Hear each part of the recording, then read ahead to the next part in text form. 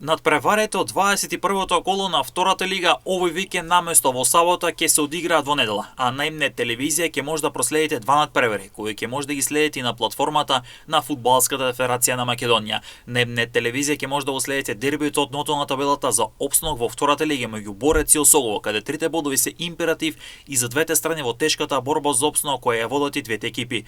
Борец по поразот во претходното коло од Вардарски во Богданци веќе нема право на грешки и против Осогово ќе бара освојување на целиот плен, бидејќи во секој друг случај може да извиси за баражот. А на 3 бодови ќе цели Осогово, кој освен што ќе осигура баражот, сериозно ќе се доближи до зоната за директен опстанок и на тој начин ќе води борба за директен опстанок.